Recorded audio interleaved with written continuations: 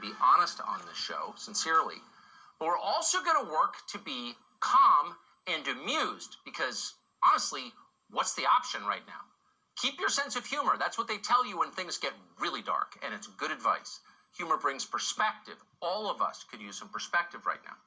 So with that in mind, we want to begin tonight with a geography quiz. Here it is. How many countries are there on Earth? Last week, there were a total of 195. But if you guessed that, you're wrong because tonight, there are 196.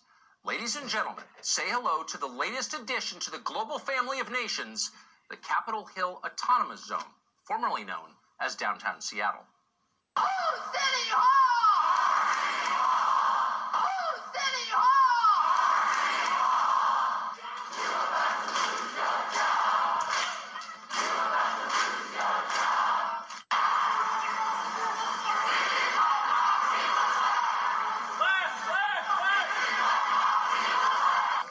The point is, in the end, this is our street, it's our station.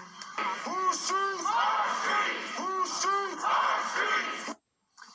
Well, that looks pretty appealing, but before you jump on Expedia to book a trip with the family to the Capitol Hill Autonomous Zone, now known, by the way, as Chaz, the country's Tourism and Economic Development Department is calling it that, you should know that there are no beaches in Chaz. This is a tiny nation. It's smaller than Liechtenstein. The entire country extends only 6 city blocks. It was built on land that was formerly owned in part by the Seattle Police Department, but the founders of Chaz wanted that land. So they planted a flag and they stole it, just like the conquistadors.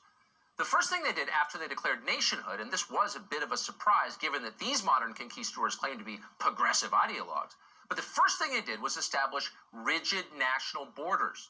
They built a wall around the place, just like Donald Trump once said he would do. Their wall is made from wooden barricades. A sign at the entrance to the country warns, "You are now leaving the USA." And then there are armed border guards, not technically ICE agents, but close enough, who question everyone seeking entry. Countries have borders, and the founders of Chaz understood that. They don't want the place flooded with illegals, and by illegals we mean the citizens of Seattle.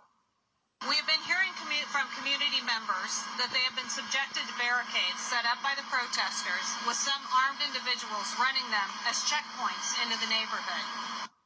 Well, that's pretty smart. You can't let just anyone into your country. An uncontrolled flood of immigrants would tank the economy, and the people of Chaz know that. They're not libertarians. They don't work for the Chamber of Commerce. They're not giving you some speech about how immigration makes you richer. They're realists. They want to make this work for the sake of their people. And they don't have much to work with. What exactly is the economy of Chaz? It's tough. With limited natural resources and a population with virtually no skills of any kind, apart from spray painting the F word on public buildings, they lead the world in that. The people of Chaz don't have a lot of options for economic development.